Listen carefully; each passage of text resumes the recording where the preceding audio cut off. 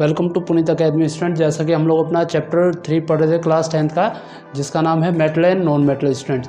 और इससे पिछले जो हमारे लेक्चर्स थे उसमें हमने जो है काफ़ी टॉपिक्स इस चैप्टर के यानी कि मेटल एंड नॉन मेटल के हमने जो है वो डिस्कस कर लिए थे इसमें, जिसमें कि आपको जो है मेटल एंड नॉन मेटल की फिजिकल एंड केमिकल प्रॉपर्टी मैंने आपको पढ़ाई थी। साथ के साथ मेटल एंड नॉन मेटल का air, water, dilute acid, solution of other salt के साथ reaction, reactivity series as well as ionic compound और उसकी प्रॉपर्टी वगैरह हमने जो है डिस्कस कर ली थी students.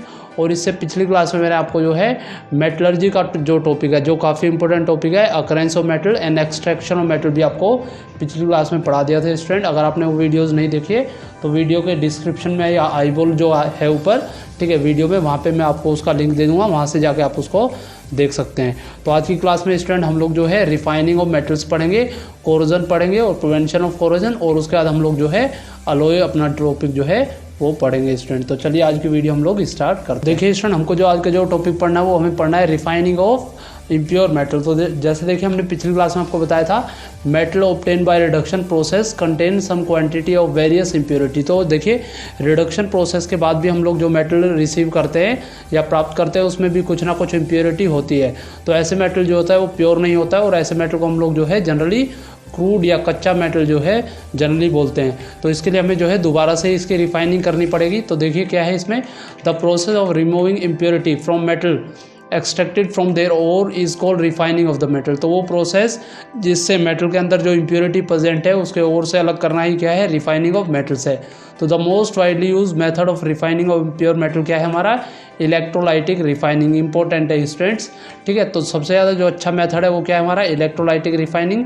Many metal such as copper, zinc, tin, nickel, silver, gold, ये सब हम जो है रिफाइनिंग मेथड से जो है इलेक्ट्रॉनिकली जो है इसको रिसीव करते हैं या इनको रिफाइन कर सकते हैं। तो देखिए इस मेथड में क्या होता है आपका, इस मेथड में आपको सबसे पहले जो है प्योर मेटल को आपको जो है कैथोड बनाना पड़ता है और इम्प्योर मेटल को आपको जो है एनोड बनाना पड़ता है। उसके बाद उस ऐसी सॉल्यूशन जिसके अंदर आपका जो मेटल है वो डिसॉल्व हो जाए उसमें हमें जो है इसको रखना होता है। तो देखिए एक बार इसमें देखते हैं वन बाय वन क्या क्या चीज़ें हम यूज़ करेंगे। तो एनोड हम क्या बनाएंगे, ए thick block of impure copper हम यूज़ करेंगे।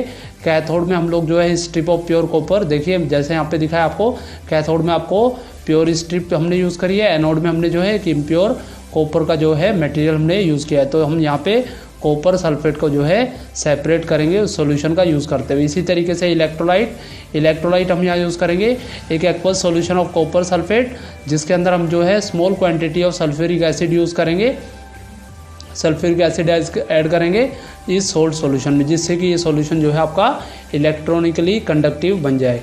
तो देखिए जब हम इसमें इलेक्ट्रिसिटी पास करेंगे तो धीरे धीरे होगा क्या, जो आपका इम्प्योर मेटल है वो इस सॉल्यूशन में डिसॉल्व होगा और आपका जो कॉपर 2+ आयन जो यहाँ पे फॉर्म होगा उसका चार्ज पॉजिटिव है तो नेगेटिव प्लेट की तरफ यानी कैथोड की तरफ मूव करेगा, और कैथोड से उतना ही चार्ज आपका पॉजिटिव की तरफ मूव करेगा। तो इस तरह से आपका जो है चार्जेस वहाँ पे मूव करना शुरू करेंगे, और ये जो एनोड पे जो मटेरियल है यानी कि आपका जो इम्प्योर मेटल है वो धीरे धीरे जो है डिसॉल्व हो जाएगा सॉल्यूशन में और कैथोड पे जाके जो है चिपक जाएगा स्टूडेंट्स। और जो इम्प्योरिटी बचेगी वो वहाँ पे एनोड मड के फॉर्म में जो है इम्प्योरिटी आपकी बची रहेगी। यहाँ पे जो है एनोड मड के फॉर्म में आपकी सारी की सारी इम्प्योरिटीज़ बची रहेंगी, ठीक है, चलिएगा। तो देखिए यहाँ पे मैंने एक्सप्लेन किया कैसे। तो देखिए यहाँ पे मैंने बताया on passing the electric current through the electrolyte. तो जब हम इलेक्ट्रोलाइट के थ्रू करंट पास करेंगे impure metal from anode dissolve into electrolyte. जब इलेक्ट्रिसिटी पास करी तो जो इम्प्योर मेटल है एनोड से वो डिसॉल्व हो जाएगा आपका इलेक्ट्रोलाइट में। इसी तरीके से equivalent amount of pure metal, इसी समय equivalent amount of pure metal from the electrolyte वो डिपॉजिट हो जाएगा आपका कैथोड के ऊपर। तो equivalent amount of pure metal आपका इलेक्ट्रोलाइट से डिपॉजिट हो गया कहाँ पे, कैथोड पे। इनसॉल्युबल इम्प्योरिटी सेटल डाउन हो जाएगी बॉटम ऑफ द एनोड पे, यानी कि जो भी आपकी इम्प्योरिटीज़ बची है वो एनोड के अंदर चली जाएगी, जिसको हम लोग जो है एनोड मड कहेंगे। तो ये आपको समझ में आ गया होगा, काफ़ी इजी प्रोसेस है, इसमें कुछ भी ज़्यादा आपको नहीं पढ़ना है। बस आपको याद ये रखना है कि एनोड के लिए जो आपको इम्प्योर फॉर्म में मेटल को रखना है और कैथोड पे आपको जो है प्योर फॉर्म में आपको रखना है। जब उसमें से हम इलेक्ट्रिसिटी पास करेंगे तो जो है जब इसमें करंट फ्लो करेगा तो जो सोल्यूबल सॉल्ट है वो उसमें आपका आयनिक फॉर्म में मूव करना शुरू कर जाएगा। इसी तरीके से देखिए यहाँ पे क्या होगा, आपका ऑक्सीडेशन होगा एनोड पे, यानी कि एनोड जो प्रोसेस है वहाँ पे आपका जो है ऑक्सीडेशन होगा, जिसमें आपका कॉपर जो है इम्प्योर मेटल फॉर्म में है, तो वहाँ पे जो है ये 2 इलेक्ट्रॉन लूज़ करेगा and it will form copper 2+, और 2 इलेक्ट्रॉन जो है ये यहाँ पे लूज़ कर देगा। इसी तरीके से रिडक्शन हो जाएगा कैथोड पे, यानी कॉपर 2+ इलेक्ट्रॉन गेन करेगा 2 इलेक्ट्रॉन, और कॉपर मेटल फॉर्म में जो है हमें रिसीव हो जाएगा। तो इस तरह से हमारा ये पूरा प्रोसेस यहाँ पे आपका रिफाइनिंग का कंप्लीट हो जाएगा स्टूडेंट्स। चलिए तो स्टूडेंट अब हम लोग जो है अपना नेक्स्ट टॉपिक देख लेते हैं, जो हमारा है कोरोजन। काफ़ी इंपॉर्टेंट टॉपिक है कोरोजन भी, और यहाँ से देखिए काफ़ी ज़्यादा ठीक है मुश्किल टॉपिक भी नहीं है, इजी टॉपिक है। तो देखिए कोरोजन क्या होता है, हमने चैप्टर 1 में पढ़ा है, the process of slowly eating of metals due to their conversion into oxide, carbonate, sulphide, sulphate by the action of atmospheric gases is called corrosion. तो वो प्रोसेस जिससे मेटल जो है धीरे धीरे डिग्रेड कर जाता है, ताकि वो रिएक्शन करता है ऑक्साइड के साथ, कार्बोनेट के साथ, सल्फाइड या सल्फेट के साथ, तो उससे जो मेटल है वो गलना शुरू हो जाता है। इसी को हम लोग बोलते हैं कोरोजन। तो सिंपल मैंने यहाँ पे डेफिनेशन बताई है, वो प्रोसेस जिससे स्लोली ईटिंग होता है मेटल और उसका कन्वर्जन होता है ऑक्साइड में, कार्बोनेट में, सल्फाइड या सल्फेट में by the action of atmospheric gases is called corrosion. तो most of the metal corrode when they are kept expose to damp air, यानी कि जितने भी मेटल्स हमारे पास हैं वो ज़्यादातर कोरोड कब होते हैं, जब वो एयर के कॉन्टैक्ट में आते हैं, यानी कि डैम्प एयर के कॉन्टैक्ट में आते हैं, यानी कि मॉइस्ट एयर उसमें होनी चाहिए, यानी कि वहाँ पे कुछ क्वांटिटी में वाटर आपका होना चाहिए। तो इसमें देखिए कुछ एग्जांपल हम लोग देख लेते हैं। जैसे फर्स्ट एग्जांपल है, when iron is expose to most air for a long time its surface get covered with a coating of browny powdery substance, यानी कि ब्राउन कलर का एक सब्सटेंस उसकी सरफेस पे आ जाएगा, जिसको हम लोग सिंपल रस्ट कहते हैं। तो कोरोजन ऑफ आयरन को ही हम लोग जो है रस्टिंग भी कहते हैं। तो rusting is nothing but corrosion of iron. तो देखिए इसके लिए रिएक्शन हम लोग पढ़ लेते हैं, हम चैप्टर 1 में पढ़ा है 2Fe + 3O2 2xH2, यानी कि 2x time molecules of water it will form 2Fe2O3 XH2, यानी कि ये रस्ट बनेगा, जिसको हम लोग जो है हाइड्रेटेड फेरिक ऑक्साइड भी कहते हैं। ठीक है, तो this is the formula of rust, कई बार पूछा हुआ है एग्जाम में। इसी तरीके से when copper is expose to air its surface is attack by carbon dioxide, water vapour present in the air forming a green coating. तो वो ग्रीन कोटिंग बनाएगा जो कि आपका बेसिक कॉपर कार्बोनेट होगा, जिसका फॉर्मूला CuCO3.CuOH होगा। तो कॉपर आपने देखा होगा उस पर जो है ग्रीन एक लेयर उसके ऊपर फॉर्म हो जाती है। तो देखिए यहाँ पे कैसे होगा रिएक्शन, तो formation of green layer over copper. तो copper object lose their lustre when expose और शाइन आफ्टर सम टाइम। ठीक है, जब वो लस्टर उसका खत्म हो गया, शाइनिंग खत्म होगी, तो ग्रीन कोटिंग उस पर आ जाएगी जो कि आपकी कॉपर कार्बोनेट की है। तो देखिए यहाँ पे reaction 2 copper + CO2 + O2 + water, ये आपका जो है एयर से इसको मिलेगा। तो यहाँ पे copper, carbon dioxide, oxygen, water, it will form copper carbonate CuOH it will form basic copper carbonate, जो कि आपका ग्रीन कोटिंग फॉर्म कर लेगा students.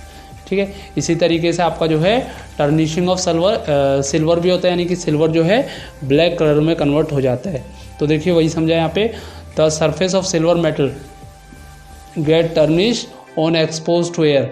The surface of this metal acquire a black coating of silver sulfide by the action of H2S gas present in air. तो air के अंदर जो hydrogen sulphide gas है उससे रिएक्शन करेगा और एक ब्लैक कलर का जो सब्सटेंस है वो फॉर्म कर लेगा। इसकी वजह से इस पे जो है आपका जो है कोरोजन हो जाएगा। तो यहाँ पे देखिए रिएक्शन के थ्रू बताया मैंने, 2 silver 2 Ag + H2S it will form Ag2S + hydrogen gas, ये ब्लैक कलर का आपका सब्सटेंस बन जाएगा। और ये हाइड्रोजन सल्फाइड जो है ये हमें इन्वायरमेंट के अंदर या एटमॉस्फेयर के अंदर आके इससे जो है रिएक्शन कर लेगी। तो देखिए टर्निशिंग ऑफ सिल्वर में आपका जो है हाइड्रोजन सल्फाइड से सिल्वर रिएक्शन करेगा और सिल्वर सल्फाइड ये फॉर्म करेगा जो कि आपका ब्लैक कलर का होगा। तो चलिए कुछ कंडीशन देख लेते हैं हम लोग कोरोजन के लिए। जैसे मैंने अभी आपको बताया, तो क्या कंडीशन होनी चाहिए कोरोजन के लिए, सबसे पहले जो है प्रेजेंस ऑफ एयर होना चाहिए, फिर आपका जो है प्रेजेंस ऑफ वाटर होना चाहिए। तो देखिए एनसीईआरटी में भी ये मेंशन किया हुआ है, यहाँ पे देखिए इस फिगर के थ्रू भी मैंने आपको जो है समझाने की कोशिश करी है किस तरह से जो है कंडीशन ऑफ कोरोजन, यानी कि कोरोजन के लिए क्या क्या कंडीशन हमें चाहिए होंगी। तो जैसे मैंने बताया एयर और वाटर तो होना ही चाहिए। तो देखिए जैसे ए, बी और सी 3 हमने जो है टेस्ट ट्यूब ली है, इसमें ए में हमने जो है वाटर लिया है, साथ के साथ हमने जो है इसमें एयर भी कुछ प्रेजेंट है इसके अंदर, और स्टॉप कॉक से इसको जो है क्लोज कर दिया। तो हम देखेंगे कि कुछ समय बाद जो है इसमें आपका रस्ट लग जाएगा, क्योंकि आपका वाटर के साथ में जो है एयर भी यहाँ पे प्रेजेंट है। सेकंड केस में हमने जो है बॉइल्ड डिस्टिल्ड वाटर यूज़ किया है, boiled to remove any dissolve air, ताकि उसमें से जितनी भी एयर प्रेजेंट है वो उसमें से हम रिमूव कर सके, साथ के साथ उसमें कोई भी आयंस वगैरह भी नहीं रहता है आपका जो डिस्टिल्ड वाटर होता है। साथ के साथ हमने जो है इसमें एक लेयर ऑफ ऑयल हमने यहाँ पे ऐड कर दिया, यानी कि हमने इसमें थोड़ा सा ऑयल ऐड कर दिया है, जिससे एयर जितनी भी ऊपर प्रेजेंट है वो इसमें नीचे की तरफ ना आ सके, तो वहीं यहाँ पे समझा है। और साथ के साथ सी पार्ट में हमने जो है एनहाइड्रस कैल्शियम क्लोराइड हमने कंसिडर किया है, जो कि आपका एक ड्राइंग एजेंट है। ये जो है मॉइस्चर वगैरह को आपका जो है एब्जॉर्व कर लेता है, साथ के साथ ये कार्बन डाइऑक्साइड को भी एब्जॉर्व कर लेता है। तो यहाँ पे हमने बताया किस तरह से जो है रस्टिंग की कंडीशन यहाँ पे अप्लाई होगी। तो हम देखेंगे कि जो रस्टिंग है वो only and only a test tube में ही आपकी जो है होगी, यानी कि बी और सी में जो टेस्ट ट्यूब है उसमें आपका जो रस्टिंग है ये यहाँ पे नहीं होगा आपका,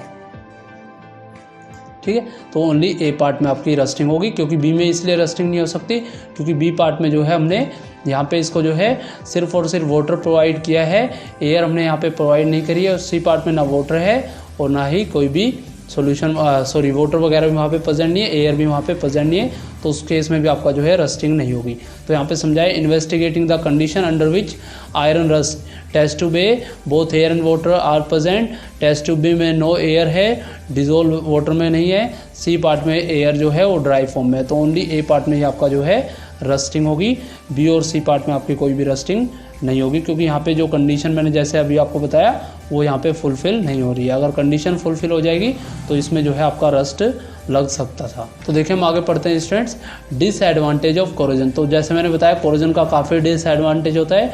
तो corrosion causes damage to car bodies, bridges, iron railing, ships, और जितने भी ऑब्जेक्ट जो मेटल वगैरह का बना है जैसे स्पेशली आयरन वगैरह, उसमें हमें जो है पर ईयर काफ़ी लार्ज अमाउंट ऑफ मनी जो है स्पेंड करना पड़ता है, उसको रिप्लेस करना पड़ता है, रिपेयर करना पड़ता है, चाहे वो कोई भी स्टील स्ट्रक्चर हो, शिप वगैरह हो, या कोई भी ऐसा ऑब्जेक्ट जो आयरन से बना हुआ हो। तो ये सारी आपकी डिसएडवांटेज होती है कोरोजन की। इसके अलावा आपकी सिर्फ एक ही कोरोजन की एडवांटेज है जो कि एक्सेप्शन है, जैसे हमने चैप्टर 1 में पढ़ाया था। In case of aluminium corrosion is proved to be advanced because it prevent the metal underneath from corrosion। तो हमने पढ़ा है एल्यूमिनियम के ऊपर जब ऑक्सीजन की एक लेयर आएगी तो it will form aluminium oxide, जो कि आपका ऑटो प्रोटेक्ट मैकेनिज्म की तरह वर्क करेगा, और ये जो लेयर है इसका फर्दर ऑक्सीडेशन भी नहीं होगा, साथ में कोरोजन भी नहीं होने देगी, जिसको डाई करके हम लोग जो है एल्यूमिनियम को काफ़ी जो है अच्छे उसमें अच्छा कलर वगैरह जो है उस पर कर सकते हैं स्टूडेंट्स। तो this is the advantage of corrosion. इसी तरीके से देखिए कोरोजन को रोकने के कुछ तरीके हम लोग डिस्कस कर लेते हैं।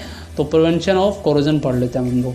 तो rusting of iron can be prevented by painting, oiling, greasing, galvanising, Chrome painting या एनोडाइजिंग या यूज़ कर सकते हैं, या हम जो है अलॉय बना के भी जो है उसको प्रिवेंट ऑफ कोरोजन हम कर सकते हैं, यानी कि कोरोजन का जो है प्रिवेंशन हम लोग यहाँ से कर सकते हैं। तो इन मेथड को हम लोग जो है 1 बाय 1 अब हम डिटेल में देख लेते हैं। तो सबसे पहले हम लोग बात कर लेते हैं गैल्वनाइजेशन की। तो गैल्वनाइजेशन क्या है? The process of coating iron and steel object with a thin layer of zinc, यानी कि आयरन और स्टील ऑब्जेक्ट पे जब एक हम लेयर की जिंक बना देते हैं तो उसको हम लोग जनरली गैल्वनाइजेशन बोलते हैं। It is done by dipping object in molten zinc. इस केस में हम लोग जो है जो भी आपका आर्टिकल है जिस पे भी हमें जो है गैल्वनाइजेशन करना है उसको पिघले हुए जिंक में जो है डुबो देते हैं। When zinc is coated on iron object, iron can not come in contact with air. ये हमें पता है, जब जिंक की एक लेयर आ जाएगी तो वो एयर के कॉन्टैक्ट में नहीं आ पाएगा और मॉइस्चर के कॉन्टैक्ट में भी नहीं आएगा। इसकी वजह से उसका जो है रस्टिंग रुक सकती है। जैसे अभी मैंने आपको बताया, तो जिंक जनरली आपका जो है कोरोड नहीं होता है, तो इस तरह से आपका जो एल्यूमिनियम का ऑब्जेक्ट है उसका जो है रस्टिंग रुक जाएगी by the method of galvanization. ठीक है स्टूडेंट्स, तो ये समझ में आया होगा वो प्रोसेस जिससे कोटिंग हम आयरन और स्टील ऑब्जेक्ट की करते हैं जिंक के ऊपर, उसको हम लोग जो है गैल्वनाइजेशन कहते हैं। इसी तरीके से हम अलॉय बना सकते हैं। तो it is a method of improving the property of metal by mixing with 2 और मोर मेटल, और नॉन मेटल को हम मिक्स कर सकते हैं। इसको भी हम लोग जो है डिटेल में पूरा पढ़ेंगे अलॉय को, काफ़ी इंपॉर्टेंट टॉपिक आपका ये है। इसी तरीके से पेंटिंग हम कर सकते हैं। तो rusting of iron can be easily prevented by coating surface with a paint which protect from air, जिसको हम एयर या मॉइस्चर से जो है प्रोटेक्ट कर सकते हैं। The iron article such as window grills, railing, steel furniture, iron bridges वगैरह को हम लोग जनरली जो है इस मेथड से यानी कि पेंटिंग करके जो है जनरली हम लोग उसको बचा सकते हैं। इसी तरीके से ग्रीजिंग एंड ऑयलिंग, तो कुछ ग्रीस या ऑयल वगैरह अप्लाई करके भी सरफेस ऑफ आयरन ऑब्जेक्ट को उसका एयर और मॉइस्चर से हम कॉन्टैक्ट रोक सकते हैं और उसका जो है रस्टिंग को रोक सकते हैं। या ऐसा हम लोग जनरली हैवी टूल्स मशीन्स वगैरह के जो पार्ट्स होते हैं उसको ग्रीस वगैरह करके हम लोग जनरली करते हैं स्टूडेंट्स। चलिएगा, तो नेक्स्ट है हमारा tin planting and chromium planting. As we know tin and chromium metal are resistance to corrosion. ये हमें पता है कि these metal are resistance to corrosion. When a thin layer of tin metal is deposited on iron object by electroplanting method, the iron and steel object are protected from rust। तो same तरीका है, वो भी जो है दोबारा से atmosphere के कांटेक्ट में नहीं रहेगा। तो टीन प्लांटिंग या क्रोमियम प्लांटिंग से भी हम जो है अपने मेटल्स को कोरोजन से बचा सकते हैं। जैसे हमने देखा होगा हैंडल्स ऑफ बाइसिकल वगैरह जो है हम इसी मेथड से जो है 8th क्लास में हमने पढ़ा है, उसमें टीन प्लांटिंग हम जनरली करते हैं। या ऑयल की जो कैंस होती हैं उसमें भी हम लोग जनरली टीन प्लांटिंग या क्रोमियम प्लांटिंग वगैरह हम लोग जनरली यूज़ करते हैं। इससे आपका जो है वो एयर के कांटेक्ट में नहीं आएगा और वो उसका कोरोजन बंद हो जाएगा। तो देखिए स्टूडेंट, हम लोग नेक्स्ट टॉपिक पढ़ लेते हैं जिसका नाम है अलॉय। अलॉय को हिंदी में हम लोग जो है मिश्र धातु कहते हैं।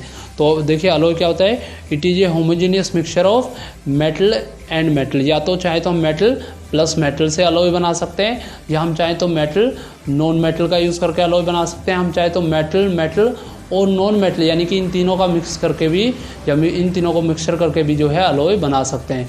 और we can say it is a homogeneous mixture of 2 और मोर मेटल्स और metal and a non metal. तो हम सिंपली कह सकते हैं अलॉय क्या है, it is a homogeneous mixture of metal and metal, metal and non metal, metal and non metal student. तो चलिए कुछ प्रॉपर्टी हम लोग देख लेते हैं अलॉय की। तो property of alloy are different from those of the constant metal. तो ये जनरली हमें पता है 9th क्लास में हम पढ़ा है, जब हम किसी भी 2 अलॉय को मिलाते हैं तो उनके जो कंस्टेंट होते हैं उससे जो नया अलॉय बना है उसकी प्रॉपर्टी डिफरेंट होती है। Electrical conductivity of alloy is lower than that of pure metal. तो जो इलेक्ट्रिकल कंडक्टिविटी होती है अलॉय की वो गिवन प्योर मेटल से कम होती है। मेल्टिंग पॉइंट ऑफ अलॉय में भी हायर और लोअर देन पेरेंट मेटल से ये जो है हाई भी हो सकता है या जनरली आपका जो है लो हो सकता है स्टूडेंट्स। तो चलिए कुछ हम लोग जो है एग्जाम्पल देख लेते हैं। काफ़ी बार एग्जाम में जो है अलॉय का एग्जाम्पल्स पूछे जाते हैं, विद यूसेज हम इसको जो है यहाँ पे पढ़ेंगे स्टूडेंट्स। तो देखिए 1 बाय 1 हम इसको जो है डिटेल में पढ़ लेते हैं। आप चाहे तो इसका जो है स्क्रीनशॉट भी ले सकते हैं स्टूडेंट्स। बाकी जितने भी मैं नोट्स से आपको पढ़ा रहा हूँ स्टूडेंट्स, इसका लिंक मैं वीडियो के डिस्क्रिप्शन में ऐड कर दूंगा। मेरे ब्लॉग से जाके वहाँ से आप इसको डाउनलोड कर सकते हैं स्टूडेंट। साथ के साथ वीडियो को स्टूडेंट लाइक भी ज़रूर कीजिएगा। चलिएगा, तो जैसे देखिए यहाँ पे सबसे पहले हम लोग बात करते हैं अलॉय की। तो यहाँ हमने अलॉय को डिस्कस किया है, साथ के साथ हमने उसकी कंपोजिशन को डिस्कस किया है और उसके यूजेस को यहाँ पे हमने जो है डिस्कस किया है। तो अलॉय कंपोजिशन मैंने परसेंटेज में रखा है और उसका यूज मैंने बताया। जैसे हमारा फर्स्ट अलॉय है ब्रास, जिसको हम लोग हिंदी में जो है पीतल बोलते हैं। तो ये किस का अलॉय है, कॉपर और जिंक को मिलाने से क्या बनता है आपका ब्रास अलॉय बनता है। इसका यूज़ जनरली यूटेंसिल यानी कि बर्तन बनाने में, कंडेंसर ट्यूब AC वगैरह का बनाने में यूज़ करते हैं, या इलेक्ट्रिकल गुड्स यानी कि बिजली के उपकरण बनाने में हम इसका यूज़ करते हैं। इसी तरीके से ब्रोंज एक अलॉय है जिसको हम लोग हिंदी में कांसा भी बोलते हैं। इसमें आपका कॉपर SN मतलब टीन का यूज़ करते हैं। इसमें कॉपर का परसेंटेज जो है 75 to 90%, टीन का परसेंटेज 10 to 25% होता है। देखिए कंपोजिशन आपकी जो है वेरी कर सकती है, हर बुक में आपको जो है अलग अलग मिलेगी, बट मैंने यहाँ पे रेंज फॉर्म में आपको दिखाया। जैसे मैंने बताया ब्रास के अंदर 60 to 80, जिंक की वैल्यू 20 to 40 है। तो ये इसी रेंज में आपकी वैल्यूज़ होती है, अलग अलग बुक में आपको अलग अलग वैल्यू मिल जाएगी। तो मैंने बताया ब्रोंज आपका कॉपर और टीन से बनता है। इसका यूज़ हम लोग जनरली कॉइन्स बनाने में, स्टैचूज़ बनाने में या यूटेंसिल बनाने में यूज़ करते हैं। इसी तरीके से आपका थर्ड अलॉय जो है जर्मन सिल्वर है, जिसमें सिल्वर का परसेंटेज 0 है, यानी कि इसमें सिल्वर होता नहीं है, बट इसका नाम हमने जर्मन सिल्वर रखा है। कॉपर 56%, जिंक 20%, निकल 24% होता है। ये भी आपका यूटेंसिल बनाने में, रेसिस्टेंस वायर वगैरह बनाने में यूज़ होता है। बाकी यूज आप इसके और लिख सकते हो। इसी तरीके से गन मेटल, जिसमें कॉपर आपका 87%, टीन आपका 10%, जिंक आपका 3% का राउंड होता है। इसका यूज़ हम लोग जो है जनरली गन बनाने में, मशीन के पार्ट्स बनाने में, या जो स्पेकल्स होते हैं, चश्मे होते हैं, उसके फ्रेम वगैरह बनाने में हम लोग जो है जनरली गन मेटल का यूज़ करते हैं। इसी तरीके से रोड गोल्ड, जिसमें आपका गोल्ड 0% होता है, AU गोल्ड का सिंबल होता है, और कॉपर 95%, एल्यूमिनियम 5%। इसका जनरली हम लोग जो है आर्टिफिशियल ज्वेलरी बनाने में यूज़ करते हैं स्टूडेंट्स। चलिएगा, इसी तरीके से ड्यूरालुमिन आपका एक अलॉय है जिसमें एल्यूमिनियम 95%, कॉपर 4%, ठीक है। मैग्नीज यहाँ पे कीजिएगा 0.5%, ठीक है। Mn यहाँ पे कीजिएगा स्टूडेंट, ये शायद, ठीक है, जब मैं लिख रहा था तो यहाँ पे कोई वर्ड यहाँ पे Mn कर दीजिएगा, सिंपली स्मॉल mn, ठीक है। तो मैग्नीज आपका जो है 0.5% होगा और मैग्नीशियम भी आपका 0.5 होगा। तो इसका जनरली हम लोग जो यूज़ है वो एरोप्लेन वगैरह बनाने में हम जनरली यूज़ करते हैं। इसी तरीके से आपका एक सोल्डर एक अलॉय होगा जिसमें लेड आपका जो है 50 to 70% आपका लेड होता है और टीन की वैल्यू 30 to 50% होती है। ये जो है काफ़ी इंपॉर्टेंट है, इसमें से आपका एग्जाम में पूछा जाता है। तो लेड 50 to 70, टीन की वैल्यू 30 to 50, इसको हम लोग जो है जनरली सोल्डरिंग ऑफ वायर या जो सर्किट होता है, सर्किट को सोल्डरिंग करने में या वायर्स को जोड़ने में हम लोग जनरली यूज़ करते हैं। जैसे आपने टीवी वगैरह देखे होंगे या मोबाइल फ़ोन्स देखे होंगे, उनको जनरली सोल्डरिंग करने के लिए या टाका लगाने के लिए हम लोग जो है सोल्डर अलॉय का यूज़ करते हैं। इसी तरीके से नाइक्रोम एक अलॉय है जिसमें निकल 60%, क्रोमियम 50, आयरन 25%, मैग्नीज 10%। इसका यूज़ हम लोग जो है इलेक्ट्रिकल रेजिस्टेंस में, रेजिस्टेंस वायर में और हीटर वायर वगैरह में हम करते हैं। इसी तरीके से कॉन्स्टेंटन जिसमें निकल, ठीक है, कॉपर आपका निकल 40%, कॉपर 60% आपका यूज़ होता है। ये भी इलेक्ट्रिकल वायर्स वगैरह बनाने में यूज़ होता है।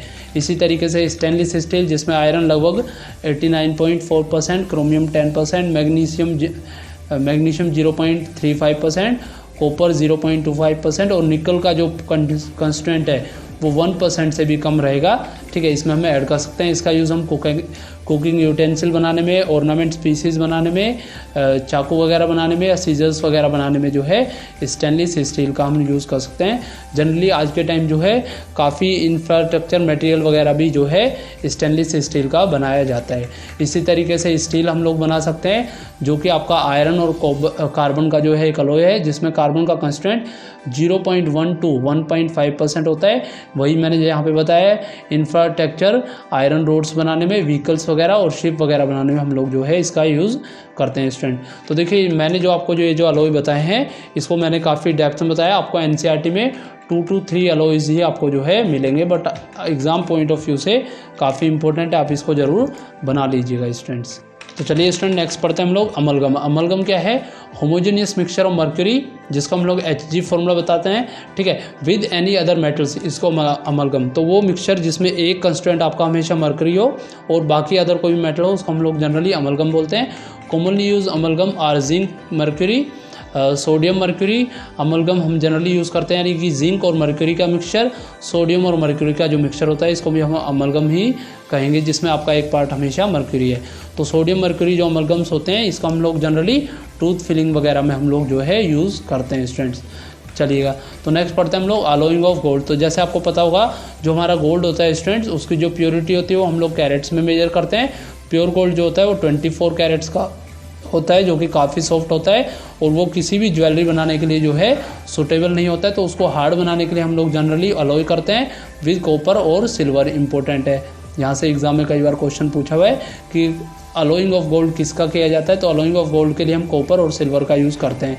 तो जनरली इंडिया में जो है 22 कैरेट गोल्ड आपको मिल जाएगा जो ऑर्नामेंट्स या गहने वगैरह बनाने के लिए, जिसमें आपका जो 22% है वो प्योर गोल्ड हम लोग यूज़ करते हैं और 2 पार्ट्स हम लोग जो है सिल्वर या कॉपर का हम लोग जो है यूज़ कर सकते हैं। यहाँ पे जैसे मैंने यहाँ पे समझाया तो इधर सिल्वर और कॉपर कैन बी यूज़। तो देखिए अब हम लोग पढ़ लेते हैं कुछ पर्पस जो कि हम लोग जनरली अलॉय बनाने के लिए, यानी कि हम अलॉय बनाते क्यों हैं। तो फर्स्ट पॉइंट है to reduce the extent of corrosion of metal. तो अलॉय बनाने से आपका जो मेटल है उसका कोरोजन नहीं होगा, साथ के साथ उसके हार्डनेस और स्ट्रेंथ भी मेटल की बढ़ जाएगी, उसका कंडक्टेंस ऑफ मेटल भी जो है वो रिड्यूस हो जाएगा, साथ के साथ उसकी जो स्ट्रेंथ है वो काफ़ी बढ़ जाएगी। To reduce the melting point of metal, so इसको जो है हम जनरली सोल्डरिंग में यूज़ कर सकते हैं। उसके अपीयरेंस या उसका कलर भी जो है मॉडिफाई हो जाता है जब हम जो है अलॉय बनाते हैं स्टूडेंट्स। तो जैसे यहाँ पे देखिए मैं आपको एक एग्जांपल बताता हूँ। अपीयरेंस वगैरह में हम जनरली एल्यूमिनियम और कॉपर को यूज़ करके एज ए गोल्ड का जो है रिसेंबल हम करा सकते हैं, तो उससे उसका अपीयरेंस और कलर जो है चेंज हो जाएगा। तो यहाँ पे आप सिल्वर प्लस कॉपर का यूज़ कर सकते हो, ठीक है। इसी तरीके से जो आपका मेटल होता है उसकी केमिकल एक्टिविटी को भी अलॉय बना के जो है चेक किया जा सकता है। जैसे हमने पढ़ा है सोडियम जो होता है स्टूडेंट्स वो जो है इजीली एयर में कैच फायर कर लेता है, लेकिन सोडियम अमलगम हम लोग जो है जनरली टीथ फिलिंग में हम लोग जो है यूज़ करते हैं, जैसे मैंने अभी आपको बताया स्टूडेंट। तो ये कुछ पर्पज़ है आपके अलॉय बनाने के। तो देखिए स्टूडेंट, मैंने कुछ एक्स्ट्रा पॉइंट्स आप लोगों के लिए इस चैप्टर में से एक्स्ट्रा पॉइंट्स जो है कुछ बनाए हैं। तो वो क्या है, देखिए gold metal does not corrode when expose to atmosphere because it is highly inactive metal which remain unaffected by air, water vapour, other gases in the atmosphere. इसीलिए हम जो है ये कोरोड नहीं होता है, इसलिए हम जो जनरली गोल्ड के जो ऑर्नामेंट्स होते हैं वो काफ़ी सालों के बाद भी, यानी कि सेवरल ईयर्स यूज़ करने के बाद भी जो है उनकी जो शाइनिंग होती है वो एज इट इज़ आपकी जो है बनी रहती है स्टूडेंट्स। ठीक है, तो जनरली यही रीज़न है कि हम जो है गोल्ड को एज ए ज्वेलरी वगैरह बनाने में यूज़ करते हैं। इसी तरीके से प्लेटिनियम जो कि एक और मेटल है, हाईली रेजिस्टेंस होता है कोरोजन से, जिसका हम लोग जो है ज्वेलरी वगैरह बनाने में यूज़ कर सकते हैं। और इसमें भी जो है काफ़ी ब्राइट शाइनिंग वगैरह होती है और ये भी आपका जो है हाई रेजिस्टेंस होता है स्टूडेंट्स कोरोजन के लिए। तो चलिए एक पॉइंट हम लोग जो है एनसीईआरटी का डिस्कस कर लेते हैं, जिसमें आपको बताया है the wonder of the ancient metallurgy.